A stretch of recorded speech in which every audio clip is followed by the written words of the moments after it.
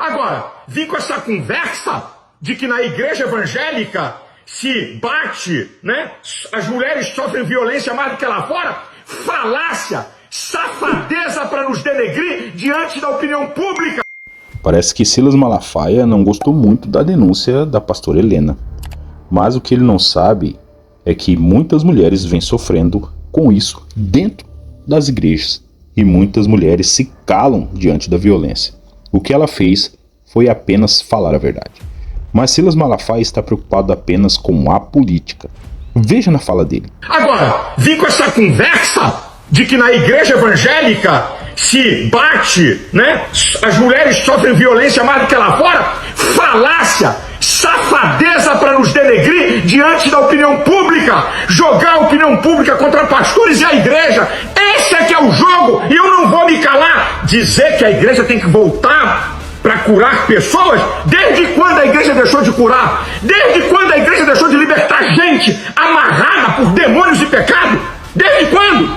Vamos deixar de conversa fiada. Não estou criticando a mensagem da pastora, concordo. Tem que denunciar o pecado porque eu faço isso.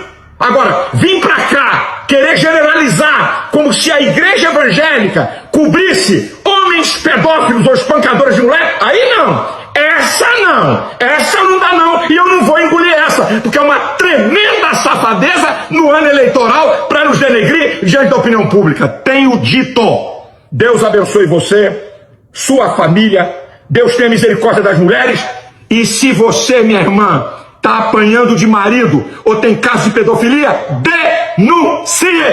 Essa que é a verdade.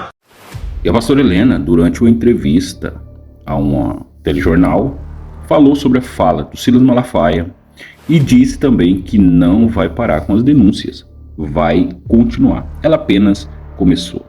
Dê sua opinião, se inscreva no canal, compartilhe esse vídeo com mais alguém. Eu não citaria aqui, jamais em um contexto desse, o nome do pastor Silas Malafaia, quem respeito profundamente pelo seu trabalho, inclusive em frentes de grande dificuldade em comunidades do Rio de Janeiro e como evangelista por todo o Brasil e o mundo. Mas já que foi mencionado por você, eu responderei dizendo que o pastor Silas, ele é o exemplo clássico do que a gente espera que seja feito.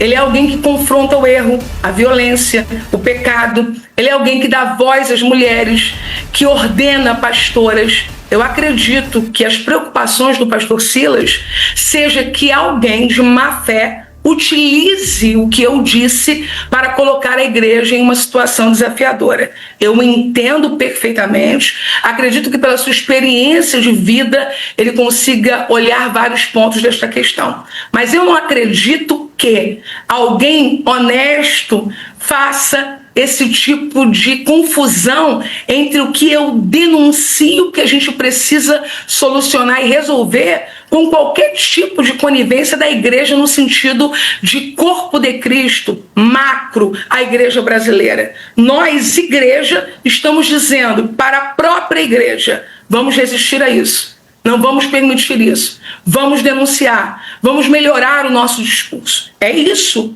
a principal questão do que eu disse ali. Se alguém me acompanha nas redes sabe que eu já tenho uma posição de alerta em relação a questões pertinentes na igreja, como, por exemplo, no mesmo congresso no ano passado, eu falei sobre desvalorização de mestres e educação cristã. Então esse tom é o meu. Agora, quando viraliza, sem que eu esperasse que isso aconteceria, e algumas pessoas começam a usar isso de forma acusativa contra a igreja, é bem comum que líderes se levantem para dizer, não generalizem, porque realmente não pode ser generalizado. Agora, existem outros pastores, sim, que fizeram considerações diretamente a mim e a recusa do que eu disse. Existem outros. Como eles têm um alcance menor, isso talvez não tenha sido percebido. Mas uma coisa me gera alegria e felicidade.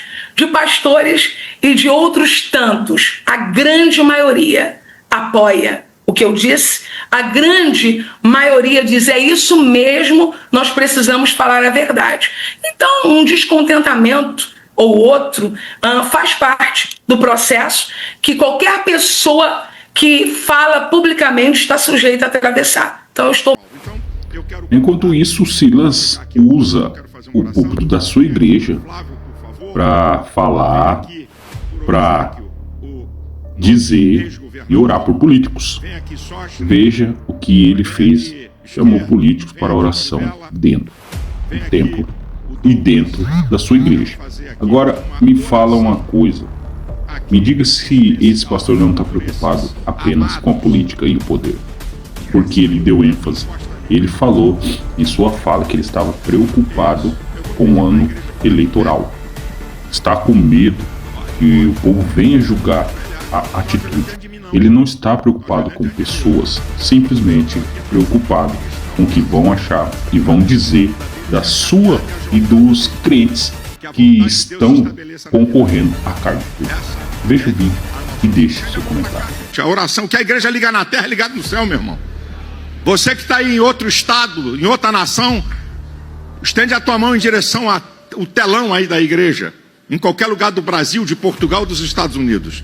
Senhor, eu quero abençoar a vida desses homens, que a tua vontade se estabeleça para que eles sejam instrumentos teus, que a tua bênção venha sobre a vida deles, a sua jornada, que tu dê inteligência, sabedoria, revelação.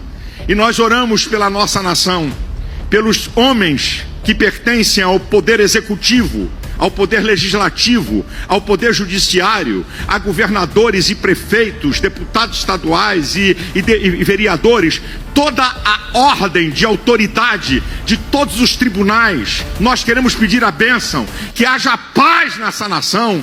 Ó meu Deus, tem misericórdia do Brasil, livra do caos econômico e social, dê um escape para essa nação, afasta esses homens corruptos que estão comandando, dirigindo, Senhor, o narcotráfico, o crime organizado, todo tipo de praga do inferno, seja repreendida do Brasil. Nós declaramos a bênção, a vitória, no nome de Jesus, amém e amém. Tirou a foto?